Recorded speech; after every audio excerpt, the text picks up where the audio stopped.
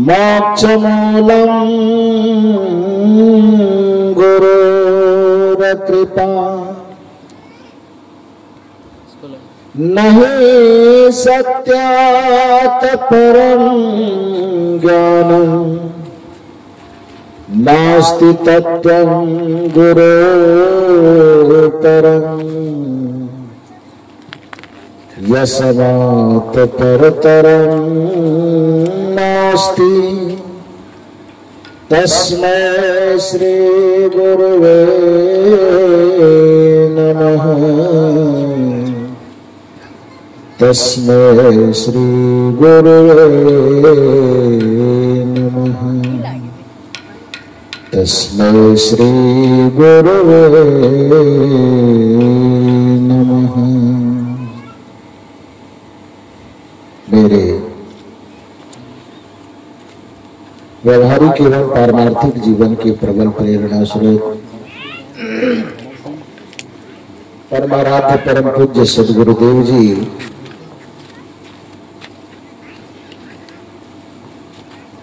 छत्तीसगढ़ की पावन धरा के अंतर्गत महासमुंद जिला के मोहंदा ग्राम में आयोजित त्रिदिवसीय सत्संग समारोह के प्रथम दिन के द्वितीय सत्र में मंच पर विराजमान परम वंदनीय संत समाज, इस परिवर्तक स्थल पर विराजमान अध्यात्म प्रेमी सज्जनों तथा देवी, अभी इस मंच के माध्यम से बहुत सुंदर चर्चा चल रही थी। भगवान किसे कहा जाता है, भगवान का स्वरूप क्या है। आम धारणा लोगों की यह है कि कबीर साहब के विचारधारा में अथवा उनके मंच पर उनके चिंतकों के द्वारा भगवान की कोई चर्चा नहीं होती है, क्योंकि ये लोग भगवान को नहीं मानते। लेकिन सच पूछा जाए तो सदगुरु कबीर साहब न मानने योग्य चीज को ही नहीं मानते हैं, जो मानने योग्य चीज है उसको तो बिल्कुल मानते हैं। अब कोई कहे कि आग गर्म होता है, इसको धरती का कौन व्यक्ति नहीं मानेगा। कोई व्यक्ति कहे कि बर्फ शीतल होता है, तो उसको धरती का कौन पागल व्यक्ति होगा जो नहीं मानेगा। कोई कहे कि सूर्य प्रकाश से भरा हुआ है, तो धरती का कौन व्यक्ति इस बात को नहीं मानेगा। केवल अंधा जो होगा वो नहीं मानेगा। बाकी आंख जिसके भी पास हो, चाहे हिंदू हो कि मुसलमान हो कि सिख हो कि ईसाई हो, निर्गुणवादी हो कि सगुणवादी हो कि रामानंदी हो कि कबीरपंथी हो कि और कोई हो, धरती का कोई भी मनुष्य होगा तो सूर्य प्रकाश से आप्लावित है, इसको कौन नहीं मानेगा। सब मानेगा। वायु शीतल होता है, पानी शीतल होता है, पृथ्वी कठोर होती, कौन नहीं मानेगा। सबको मानना पड़ेगा और सब मानता भी है। लेकिन कुछ चीजें ऐसी होती है जब व्यक्ति संकुचित मानसिकता से ग्रस्त हो जाता है तो केवल अपनी ही मान्यता को सत्य मानता है और दूसरे की मान्यता को बिल्कुल निरर्थक मानता है। दूसरे की मान्यता को निरर्थक मानने के कारण ही धर्म जगत में एक गाली का प्रचलन चला। जो हमारे विचारधारा के अनुकूल न हो उसको एक कोमल गाली दी गई, कठोर गाली नहीं दी गई, कोमल गाली दी गई, नास्तिक कह करके। जो हमारे विचारधारा से सहमत नहीं है, हमारे विचारधारा को नहीं मानता है, उसको कह दिया गया कि नास्तिक है। इस्लाम परंपरा में उसको कहा गया काफिर है। यह एक प्रकार की गाली है। वस्तुतः यह जो नास्तिक कह करके धार्मिक जगत में एक गाली देने का प्रचलन चला, ये संकुचित मानसिकता के कारण।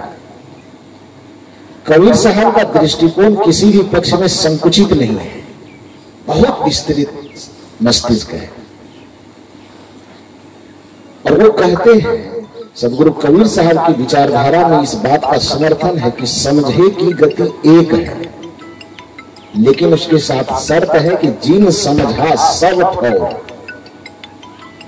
सर्वांगीण रूप से, संपूर्ण रूप से जो सत्य को समझा है, उसका दिल और दिमाग इतना विस्तृत होगा कि उस सत्य के हर एक पहलू को समझने के कारण किसी से वैर नहीं करेगा, किसी को नास्तिक कह करके उसको अपमानित नहीं करेगा, किसी को काफिर नहीं कहेगा, क्योंकि वो जानता है कि सत्य को समझने का, सत्य को अभिव्यक्त करने का तरीका एक नहीं 100 हो सकता है।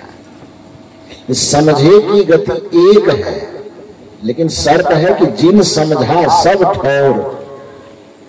यदि कोई एक पक्ष समझा है तब, बीच में है भी, बीच में ना अधूरा अधर में लटका हुआ है तब, तो कबीर साहब कहते हैं कि कहा कबीर ते बीच की बल कहीं और की और। बल कहीं का मतलब समझते हैं, जिसको आम बोल चाल में हम लोग बचपना कहते हैं। बालक के जैसे आचरण को कबीर साहब ने क्या कहा? बल कहीं। बालक की तरह, बचपन की तरह कोई आचरण करे तो उसको बचपना कहा जाता है, और बालक की तरह कोई आचरण करे, ना समझी वाला आचरण करे, तो कबीर साहब उसको अपनी भाषा देते, उसको बल कहीं, बालक की तरह। समझे की गति एक है, जिन समझा सब ठौर। कहीं कबीर ते बीच की बल कहीं, बालक की तरह और की ओर। थोड़ा इधर की बात, थोड़ा उधर की बात करते। सत्य को सर्वांगीण रूप से समझने के लिए व्यक्ति को निष्पक्ष होना पड़ता है। वो परंपरा से मुक्त हो, प्रथा से मुक्त हो, उसका दिल दिमाग एकदम निश्चल हो, निर्मल हो, बेलाग हो, बेलपेट हो, किसी परंपरा में धंसा हुआ ना हो, किसी परंपरा के प्रति नफरत न हो। संपूर्ण मानवता को, संपूर्ण सत्य को आत्मसात करने की और उस सत्य को बिना लाग लपेट दुनिया को कहने की क्षमता जिसके मन मस्तिष्क में है, वह व्यक्ति कभी किसी को नीचा नहीं दिखाएगा। वही सत्य को सर्वांगीण रूप से समझ भी सकता है और सत्य को अभिव्यक्त भी कर सकता है। तो कबीर साहब के दृष्टिकोण में वो भगवान को नकारते नहीं, वो भगवान को स्वीकारते हैं, लेकिन उस तरह से भगवान को नहीं स्वीकारते जिस प्रकार से दुनिया में कुछ संप्रदाय के लोग, वो बांस के खूंटा को खड़ा कर देता है, दुनिया वाले से मनवा देता कि भगवान है। कबीर साहब कहते भैया न तो हमको रतौंधी हुआ है न मोतियाबिंद हुआ है, मुझे दिखाई दे रहा है कि वो बांस का खंभा है। अभी से कुछ देर पहले वो बांस की बाड़ी में लगा हुआ था। रामनवमी का समय आया, किसी के मन में हुआ कि भगवान को थोड़ा बदल देना, चेंज करना है। आप ही हम में से कोई आदमी तैयार होता है और उसे लगता है कि अपने आंगन में जो हम भगवान के प्रतीक को गला के रखे थे, 1 साल आ जाने से इसको बदलना जरूरी है। तो आप चलिए अपनी बांसबारी की तरफ। इधर गलाता है कि नहीं गलाता है? इधर है, होता है ना, होता है। तो बांसबारी की तरफ जाना पड़ेगा और हाथ में एक काटने वाला, उसको क्या बोलते हैं, कुल्हाड़ी, दलिया, हंसुआ, जो भी बोले हैं, तो वो अपने हाथ में लेते हैं और बांस की बारी में जाते हैं। जैसे ही बांस बारी पहुंचते हैं, उसमें यदि हजारों बांस लगे हो तो सब अपने अपने किस्मत को टटोलता है कि आज किसका भाग्य जगने वाला है। क्योंकि ये आदमी जो आया है भगवान का चुनाव करने आया है, हाथ में कटार लेके। अब बांसबारी गए, किस लिए गए हैं? भगवान को चुनने गए हैं। चुनाव करने के लिए ऊपर नीचा देखते, तो जिस बांस को निहारते वो बांस अपने मन में गुदगुदाता है उसको कि पता नहीं हम शायद लायक हो जाए, इस सब समूह से निकल करके यदि हम चले गए तो किस्मत मेरा जग जाएगा। सब कोई दिया अगरबत्ती जलाएंगे, दिखाएंगे, पान प्रसाद चढ़ाएंगे, नतमस्तक हमारे सामने हो, तो कौन ऐसा नहीं करवाना चाहता है? नहीं चाहता है। तो उस बांस के मन में कुलबुलाहट है, कोतूहल है।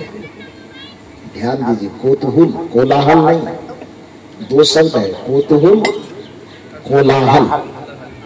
कोतूहल का मतलब होता है भीतर का शोर, और कोलाहल का मतलब होता है बाहर का शोर। जी। तो उस बांस के, हालांकि चेतना तो नहीं है, ये भावात्मक बात कह रहे हैं, लेकिन उसके यदि मान लो कि वो चैतन्य हो तो उसके मन में एक गुदगुदी जैसा भाव पैदा हो कि शायद आज संभावना है कि हम, यदि इसमें से मेरा चुनाव हो गया हजारों के बीच में से, तो हम आज से सीधे भगवान में ट्रांसफर हो जाए। और परिणाम क्या हुआ? जिस किसी बांस को आप निहारते ऊपर से नीचे, बांस के भीतर में गुदगुदी होती हो। अब कोई व्यक्ति यूट्यूब पे देखे तो ये टिप्पणी न करे कि बांस को गुदगुदी कहां से होता। ये भावात्मक बातें हो रही। तो अब उसमें क्या है कि हजारों में से देख करके जिस किसी एक को आपने पसंद कर लिया कि ये सीधा है, लंबा है, टेढ़ा मेढ़ा नहीं है, उसको चुन करके आपने गरासा से, दबिया, हसुआ से आपने काटा।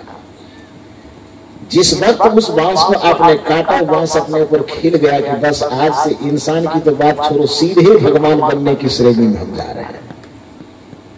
दरवाजे पे लाए, उसको छील माट किए, एक में उसने सिंदूर, आपने सिंदूर लगाया, और दूसरे में उजला वाला जो भी चीज लगाया, चावल का शायद बनाते हैं, वो बना करके लगाया। 25-50 रुपए में एक लाल वाला झंडा खरीद करके लाया, वो भी आपने लगा दिया।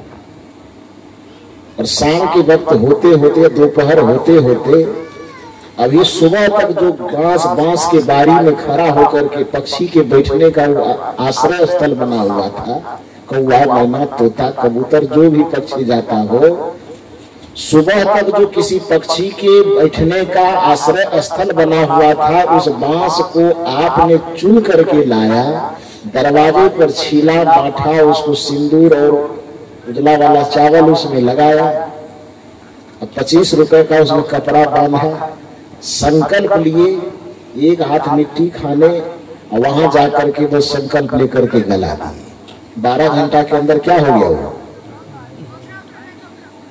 क्या सुबह तक क्या था और शाम तक क्या हो गया? बोलिए थोड़ा सा। भगवान हो गया। तो जब वो बांस भगवान हो गया, तो उस बांस को भगवान बनाया किसने? किसने बनाया? मनुष्य ने बनाया। यदि मनुष्य की दृष्टि उस पे न जाती तो अब तक वो बांस की बारी में पड़ा हुआ होता, और बांस की बारी से उसको लाए हमने, भगवान बनाते। इतना सा समझ आदमी को होना चाहिए कि बना हुआ चीज बड़ा होता है कि बनाने वाला चीज व्यक्ति बड़ा होता है। निर्मित सामग्री से निर्माण करता हमेशा बड़ा होता है। इसलिए बच्चे के पिता को जो बड़ा भगवान का दर्जा दिया जाता है, क्या दिया जाता है? माता और पिता को भगवान के तुल्य माना जाता है। क्यों?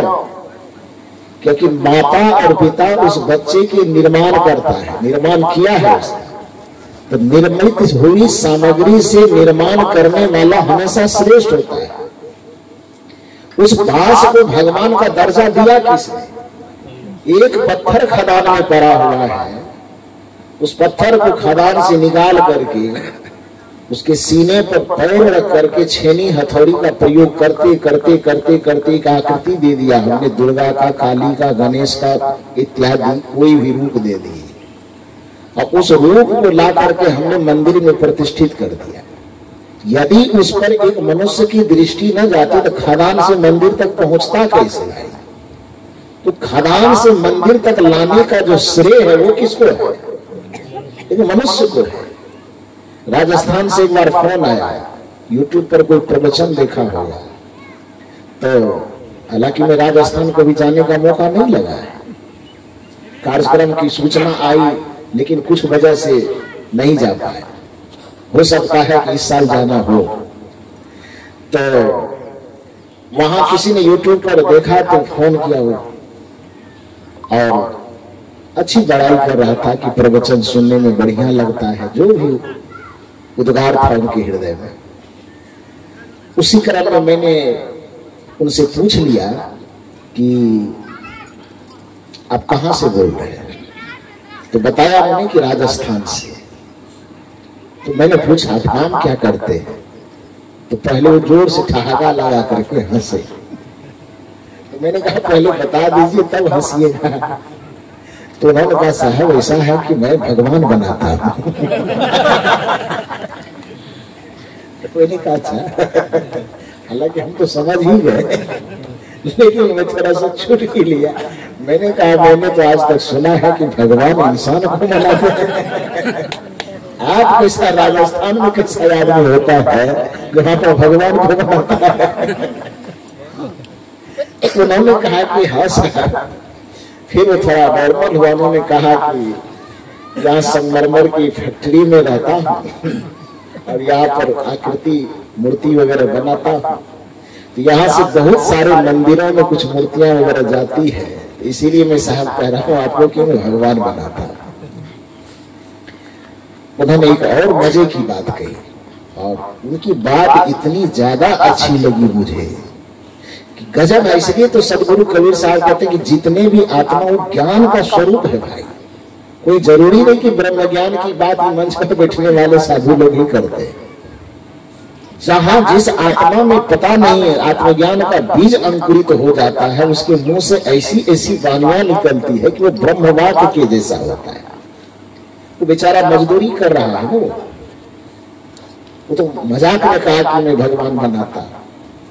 वो फैक्ट्री में मजदूरी कर रहा है, लेकिन उस मजदूर के मुख से इतने सुंदर वाक्य निकले कि शायद हम लोग इतना ही पीएचडी वगैरह कर लिए वैसा वाक्य बना पावे कि न बना पावे।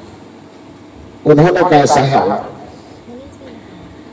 मूर्ति में बनाता हूं, लेकिन मूर्ति बनाने के साथ साथ एक बात की अफसोस लगती है कि फैक्ट्री से पत्थर निकालता हूं, उसको जो शकल जो अकल देना आकृति देना होता है वो देता हूं। जब तक यहां से पत्थर, जब तक वो मूर्ति बनती है तब तक भी वह पत्थर ही रहती है। जब तक वह ट्रक पर लादी जाती है तब तक वह पत्थर ही रहती है। जहां से ऑर्डर आता है वहां जब तक लेके पहुंचते हैं तब तक वो पत्थर ही रहती है। मंदिर के दरवाजे तक जाता है तब तक वह पत्थर ही रहता है। लेकिन एक बार जब मंदिर के कमरे में, गर्भगृह में एक बार वह प्रवेश कर जाता है तो एक बार में वह पत्थर से भगवान बन जाता है। लेकिन दुर्भाग्य है यह आदमी एक बार नहीं, उसी मंदिर के चौखट पर एक बार नहीं 1000 बार उस मंदिर के गर्भ में प्रवेश करता है। एक पत्थर तो मंदिर में प्रवेश करके भगवान बन गया, लेकिन दुर्भाग्य है कि ये आदमी कहलाने वाला 1000 बार उस मंदिर में प्रवेश करके इंसान तक नहीं बन पाता है। इससे ज्यादा दुख की बात क्या हो सकती है? जिस जगह पर प्रवेश करने पर एक पत्थर भगवान बन सकता है, उस जगह पर प्रवेश करने पे पूजा करने वाले लोग उसके हाथ से सिगरेट तक नहीं गिर पाता है, उसके हाथ से दारू का बोतल तक नहीं गिर पाता है। रात में मैं आ रहा था गाड़ी से, हमारे साथ का नाम क्या हुआ था? यंतुदास साहब, जो हमारे आदरणीय डॉक्टर साहब के दोस्त हैं, बड़े उदार हृदय के, समझदार। रात में मैंने मजाक में कहा भी, चूंकि आने में तो काफी देर लग गई। हम लोग कल चले थे, वहां कार्यक्रम था राजनांदगांव में, दौड़ा घाटा ठेलका डी के पास में। वहां से चले भिलाई आश्रम में, कुछ देर रुके, वहीं भोजन वगैरह हुआ, फिर वहां से चले। तो अब चूंकि डॉक्टर साहब के मित्र हैं, बड़े हैं, आदरणीय हैं, सत्संग से तो जुड़े हुए हैं, तो हम लोगों को रास्ते में लाते लाते मन की भावना को पढ़े, साहब थक गए होंगे, कुछ रुके, थोड़ा फ्रेश वगैरह होना हो, तो उतार करके वहीं पर बैठा के पानी उनी फ्रेश व्रेश सब करवाए। तो जैसे डॉक्टर साहब के यहाँ डॉक्टर साहब कहते हैं कि साहब फ्रेश वगैरह होना है,